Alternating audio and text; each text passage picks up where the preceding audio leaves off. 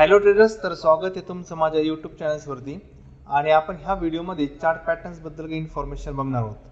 तर मी टोटल ह्या chart पॅटर्न्सचे total एक सिरीज क्रिएट करतोय आणि टोटल ह्याच्यामध्ये आपण 6 पार्ट्स क्रिएट करणार आहोत. ठीक आहे, जेवढे पण इम्पॉर्टन्स चार्ट पॅटर्न्स आहेत मी ते सगळे घेणार. त्यामध्ये एंट्री कुठं करणार, एक्झिट कुठं, स्टॉप लॉस कुठं, ह्याबद्दलची आपण सगळी इन्फॉर्मेशन घेणार आणि असे टोटल आपण या सिरीजचे 6 पार्ट्स क्रिएट करणार आहेत. तुम्ही याच्या अगोदर पण चार्ट पॅटर्न बद्दल खूप काही ऐकलं असेल किंवा शिकले असेल किंवा यूज पण करत असेल. मग ऑलरेडी जर तुम्हाला चार्ट पॅटर्न्स बद्दल जर इन्फॉर्मेशन असेल तर तुम्ही तर नवीन काय शिकणार. तर मी तुम्हाला ह्याच्यामध्ये जे चार्ट पॅटर्न जे घेणार आहोत आपण, तर कन्सेप्ट तीच राहणार, पण ह्याच्यामध्ये तुम्हाला स्टॉप लॉस कमी कसा करायचा आणि टार्गेट कसं जास्त घ्यायचं, म्हणजे तुमचा रिस्क रिवॉर्ड रेशो कसा इन्क्रीमेंट करायचा त्याबद्दल इन्फॉर्मेशन देणार आहे. त्यामुळे तुम्हाला जरी चार्ट पॅटर्न्स बद्दल माहिती असेल तरी पण तुम्ही एकदा रिस्क रिवॉर्ड रेशो इन्क्रीमेंट करण्यासाठी ह्या सिरीजला नक्की पहा. सेकंड, तुम्ही जेवढे पण चार्ट पॅटर्न बघितले असतील ना, तर यूट्यूबमध्ये खूप सारे चार्ट पॅटर्न्स आहेत. तर तुम्हाला एवढे चार्ट पॅटर्न स्टडी करण्याची गरज नाही. आपल्याला फक्त 6 पॅटर्न्सवरती फोकस करायचा आणि तेवढे 6 पॅटर्न जर तुम्हाला आले ना, तर तुम्ही स्टॉक मार्केट्समध्ये चांगला प्रॉफिट जनरेट करू शकता. त्यामुळं ह्या सिरीजला तुम्ही फर्स्टपासून तर एंडपर्यंत बघा, म्हणजे तुम्हाला याचा स्टॉक मार्केटसाठी नक्कीच काही ना काहीतरी फायदा होईल. तर चला आजच्या व्हिडिओला आपण स्टार्ट करूयात. तर बघा, जे पण चार्ट पॅटर्न्स असतात ते चार्ट पॅटर्न दोन टाईपचे असतात. एक म्हणजे रिव्हर्सल पॅटर्न आणि सेकंड म्हणजे कंटिन्युएशन पॅटर्न. आता याचा सिंपल मिनिंग कसा होतो बघा. जे रिव्हर्सल पॅटर्न असतात ना, तर ते ट्रेंडला चेंज करतात. ट्रेंडला चेंज करता म्हणजे समजा तुमचं मार्केट अप ट्रेंडमध्ये हायर हाय हायर लोचं स्ट्रक्चर क्रिएट करतंय मार्केट अप ट्रेंडमध्ये, आणि टॉपला इथे एक रिव्हर्सल पॅटर्न क्रिएट होतो. जसा रिव्हर्सल पॅटर्न क्रिएट होतं तसं अप ट्रेंडचं कन्व्हर्जन डाऊन ट्रेंड्समध्ये कन्वर्ट होऊन जातं. सेम तसं अपोजिट पण, जर समजा मार्केट जर डाऊन ट्रेंडमध्ये असेल तर बॉटमला इथे एक रिव्हर्सल पॅटर्न क्रिएट होतो आणि त्या डाऊन ट्रेंडचं कन्व्हर्जन अप ट्रेंडमध्ये होतं. तर असे टोटल 5 पॅटर्न्स आहेत का ज्याला आपण ह्या रिव्हर्सल पॅटर्नमध्ये स्टडी करणार आहे, का जे अप ट्रेंडचं कन्व्हर्जन डाऊन ट्रेंडमध्ये आणि डाऊन ट्रेंडचं कन्व्हर्जन अप ट्रेंडमध्ये करतील, आणि ह्याला तुम्ही ना डायरेक्टली टॉपला किंवा बॅटॉमला कॅच करू शकता. जो सेकंड पॅटर्न आहे कंटिन्युएशन, तर कंटिन्युएशन पॅटर्न हा तुमच्या ट्रेंडला कंटिन्यूस ठेवणार, म्हणजे अप ट्रेंडला अप ट्रेंडमध्येच ठेवणार आणि डाऊन ट्रेंडला डाऊन ट्रेंडमध्ये. म्हणजे सिंपल मिनिंग कसं बघा, सपोज मार्केट अप ट्रेंडमध्ये आहे आणि इथं कंटिन्युएशन पॅटर्न क्रिएट होतो. पॅटर्न क्रिएट झाल्यानंतर जसा त्या पॅटर्नचा ब्रेकआउट होईल तर मार्केट पुन्हा अप ट्रेंडला कंटिन्यू करेल, म्हणजे तुम्ही ट्रेंड सोबत चालता. सेम तसं डाऊन ट्रेंडला पण मार्केट समजा डाऊन ट्रेंडमध्ये आहे, इथं पुन्हा एक डाऊन ट्रेंडचा एक पॅटर्न कंटिन्युएशन पॅटर्न क्रिएट होतो आणि जसा तो पॅटर्न ब्रेकडाऊन होतो तर मार्केट ट्रेंडला कंटिन्यू करतो. म्हणजे तुम्ही कंटिन्युएशन पॅटर्नमध्ये ट्रेंडच्या सोबत चालताल, इथं पण एक चांगला प्रॉफिट तुम्ही जनरेट करू शकता. आणि रिव्हर्सलमध्ये तुम्ही ट्रेंडला डायरेक्टली बॉटमला किंवा डायरेक्टली टॉपला कॅच करू शकता.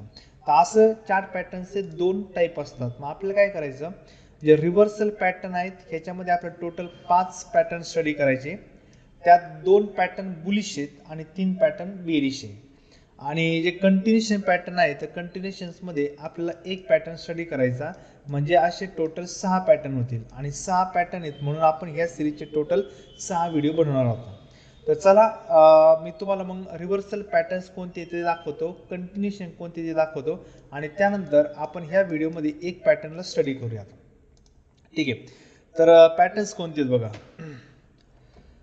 स्टार्टिंगचा पॉईंट आहे बेरिश रिव्हर्सल पॅटर्न. तर बेरिश रिव्हर्सल पॅटर्न्समध्ये 2 पॅटर्न आहे, head and shoulder, double top. आणि बुलिश रिव्हर्सल पॅटर्न्समध्ये 3 पॅटर्न आहे, inverted head and shoulder, double bottom आणि थर्ड एक कप अँड हँडल.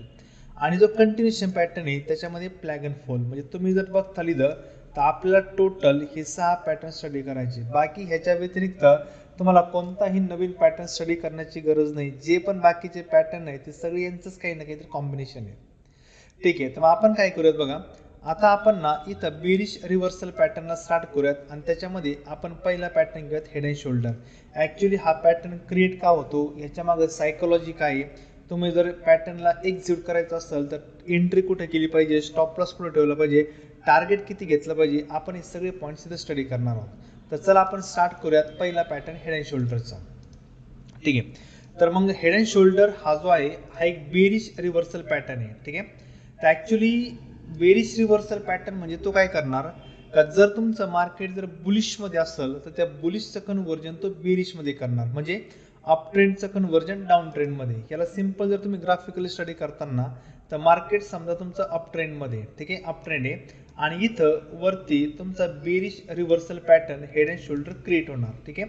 याला आपण बेरिश रिव्हर्सल म्हटलं, म्हणजे मार्केट अप ट्रेंड मध्ये आणि बेरिश रिव्हर्सल पॅटर्न क्रिएट झाला की तुमचं मार्केट डाऊन ट्रेंड मध्ये कन्वर्ट होईल.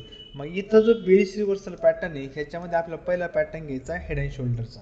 तर तो काय करणार, सिंपल तुमच्या अप ट्रेंडचं कन्व्हर्जन डाऊन ट्रेंड मध्ये करणार, म्हणून आपण याला बेरिश रिव्हर्सल पॅटर्न म्हणणार, ठीक आहे. आता मी तुम्हाला ना ह्याची हेड अँड शोल्डरच्या मागं ऍक्च्युली सायकोलॉजी काय असते, हा पॅटर्न कसा क्रिएट होतो आणि ह्या पॅटर्नला एक्झिक्यूट करताना तुम्हाला कोणत्या पॉईंटवरती फोकस करायचं ते काही पॉईंट्स दाखवतो, ठीक आहे. तर मी 2 मिनिटं नोटपॅडला ओपन करतोय, नोटपॅडमध्ये तुम्हाला कन्सेप्ट दाखवतो आणि त्यानंतर आपण ना तुम्हाला मी एखादं स्ट्रक्चर्स पण दाखवतो, ठीक आहे. याला मी कट करतोय. तर काय होतं बघा, मार्केट ज्यावेळेस अप ट्रेंड मध्ये असतं तर तुम्हाला सगळ्यांना माहिती आहे अप ट्रेंडचं स्ट्रक्चर कसं आहे, हायर हाय हायर लोचं. समजा मार्केटने एक हाय लावला, लो, त्यानंतर हाय लो, म्हणजे आपलं जे स्ट्रक्चर आहे ते हायर हाय आणि हायर लोचं स्ट्रक्चर आहे अप ट्रेंड मध्ये, ठीक आहे.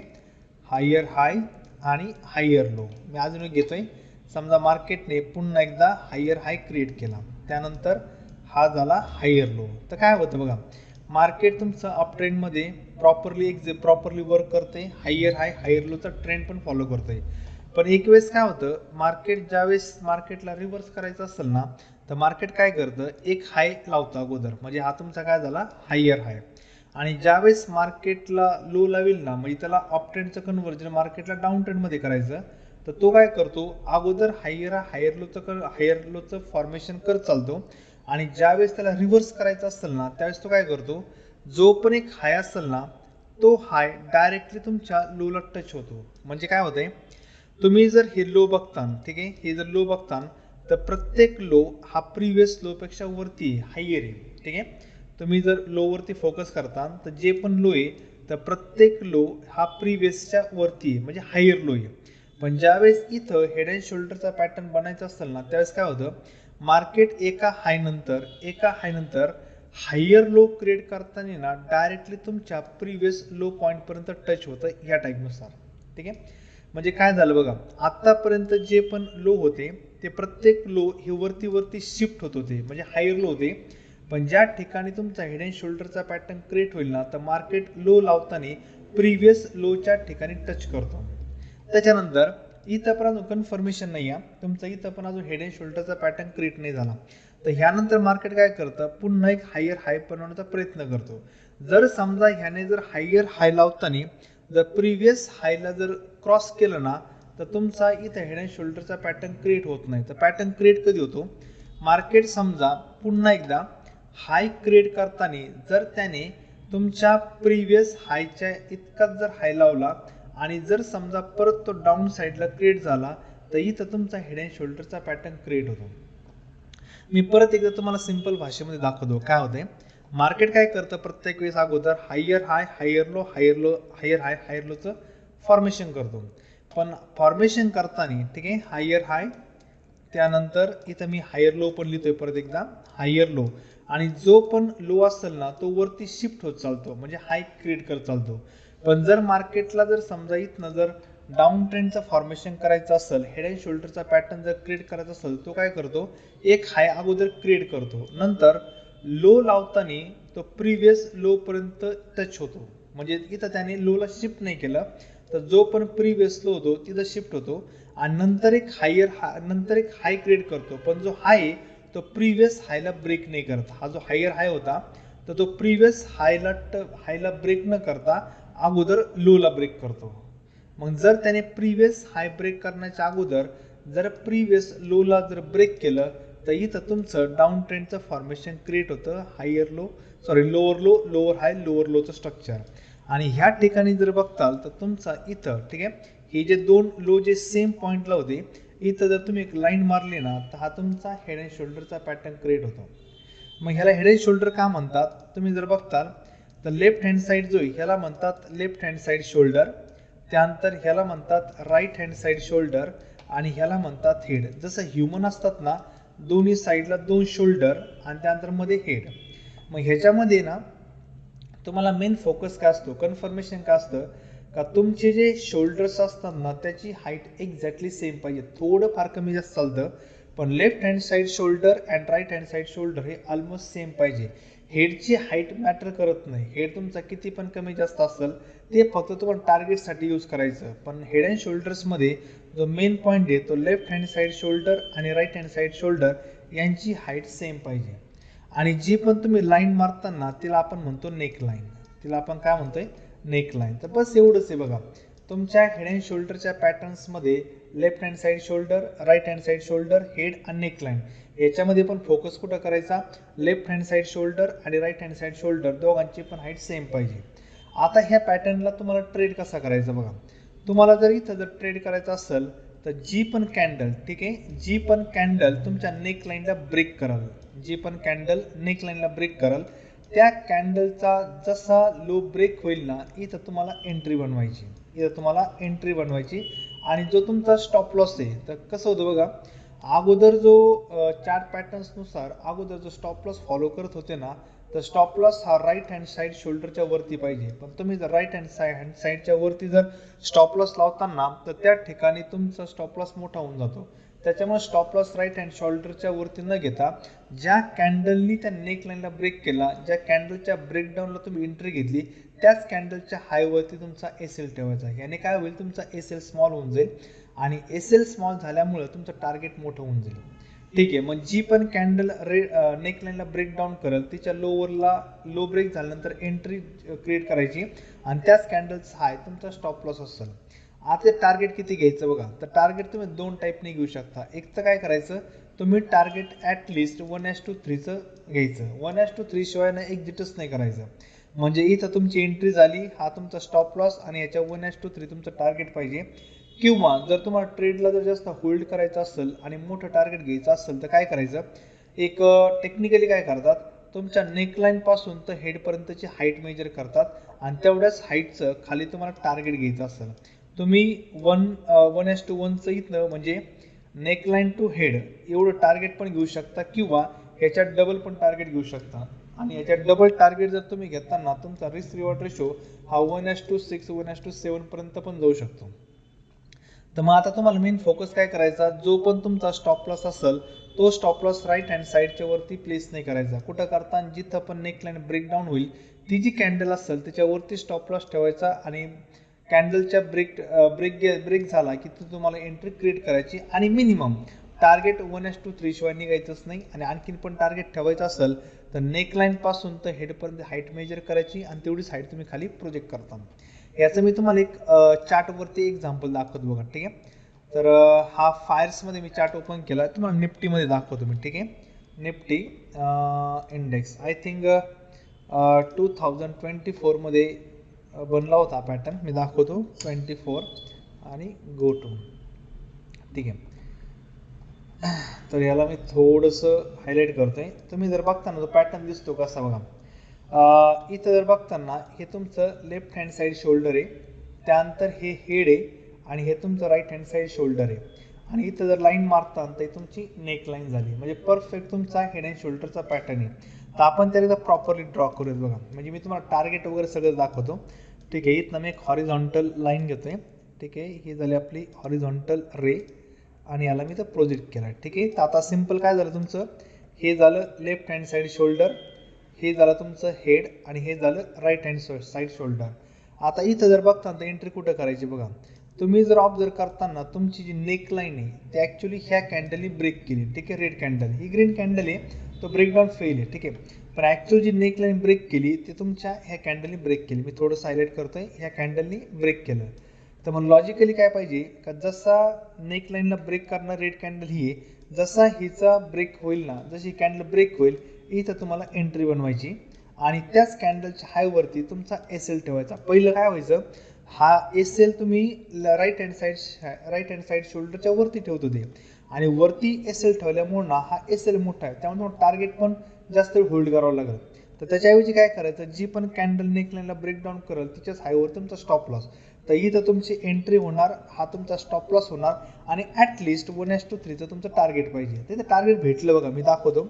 ठीक आहे. आपण इथं टूल घेऊयात शॉर्ट पोझिशनचा आणि ह्या कॅन्डलच्या लोला आपली एंट्री करायची हा तुमचा काय झाला SL झाला. ठीक आहे, याला मी थोडंसं खाली घेतोय. हा तुमचा SL आणि 1:3 जर टार्गेट म्हणताल ते 1:3. ठीक आहे, इथं टार्गेट नाही आलं. ठीक आहे, याला मी थोडंसं प्रोजेक्ट करतोय आणि तुमचं 1:3चं टार्गेट इथं भेटतं बघा. ठीक आहे, जास्त वेळ तुम्हाला पोझिशनला होल्ड करावं लागतं, कधी कधी फास्ट पण भेटतं. पण ह्याने 1:3चं टार्गेट दिलं.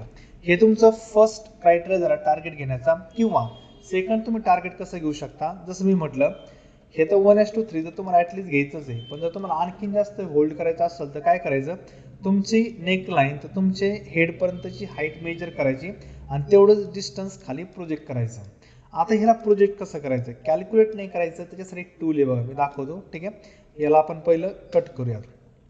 तर इथं जर जाताना तुम्ही एक प्राइस रेंज नावाचं एक टूल आहे बघा खाली. ठीक आहे, ह्याला काय करायचं, तुमच्या हेडपासनं तर तुमच्या नेक लाईनपर्यंत प्रोजेक्ट करायचं. ठीक आहे, ही झाली तुमची पूर्ण हाईट आणि ह्या लाईनला असंच प्लेस करून ना खाली पेस्ट करायचं.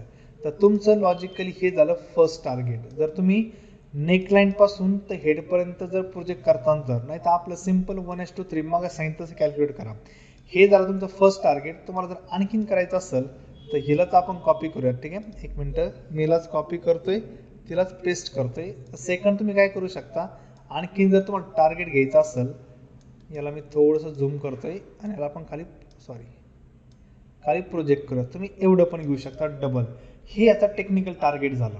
ठीक आहे, मग आता तुम्ही बघा, आपण जर समजा इथं एंट्री केली असती आणि हा स्टॉप लॉस जर ठेवला असता तर आपलं टार्गेट किती आलं असतं बघा ह्या लॉजिकनुसार. तर मी पुन्हा एकदा मी शॉर्ट पोझिशन घेतोय. ठीक आहे, कॅन्डलच्या लोला आपली एंट्री करायची होती, इथे आपला स्टॉप लॉस आहे. ठीक आहे, आणि जर टार्गेट आपण एवढं घेतलं, टार्गेट आले बघा ते. आता इथं बघा तुम्ही टार्गेट ना जवळजवळ त्याने 1:5चं टार्गेट दिलं. त्यामुळे हे पॅटर्न्स ना वर्क करतात. आता बरेच जण म्हणतात SMC आलं, ICT आलं, हे वर्क करतं की नाही, ते पॅटर्न वर्क करतात. शेवटी प्राइस ॲक्शनच मेन आहे. ठीक आहे, त्यामुळे तुम्ही जर या पॅटर्न्सला फॉलो करत असाल आणि जर पहिलं जर तुम्ही काही क्रायटेरिया वापरत असाल, त्याच्याऐवजी मी जे सांगितलं ते वापरून बघा, तुम्हाला नक्कीच याचा फायदा होईल. ठीक आहे, तर ह्या केसमध्ये आपण ह्या व्हिडिओमध्ये आपण इथं पहिलं हेड अँड शोल्डरचा पॅटर्न कव्हर केला का, जो बेरिश रिव्हर्सल पॅटर्न होता. हा पार्ट फर्स्ट झाला आणि आता आपण नेक्स्ट पार्ट्समध्ये डबल टॉपला शिकणार आहोत. आणि याच्यामध्ये तुम्ही कमीत कमी म्हणजे हेड अँड शोल्डरपेक्षा पण ना हा पॅटर्न जास्त पॉवरफुल आहे. ज्या ठिकाणी लोक एंट्री करतात चुकीच्या पद्धतीने, त्या ठिकाणी जर तुम्ही डबल टॉप जर प्रॉपर वापरताना तर तुम्हाला 1:7, 1:8, 1:10 पर्यंत पण टार्गेट भेटू शकतं. पण आपण डबल टॉपला नेक्स्ट व्हिडिओमध्ये कव्हर करू. आणि जर तुम्हाला हा व्हिडिओ आवडला असेल तर तुम्ही आपल्या चॅनलला सबस्क्राईब करा, व्हिडिओला लाईक करा आणि सबस्क्राईब करून नोटिफिकेशन आयकॉनला पण क्लिक करा, म्हणजे मी पुढचे जे पण व्हिडिओ अपलोड करेल त्याचं नोटिफिकेशन तुम्हाला इमिजिएटली भेटेल. थँक्यू.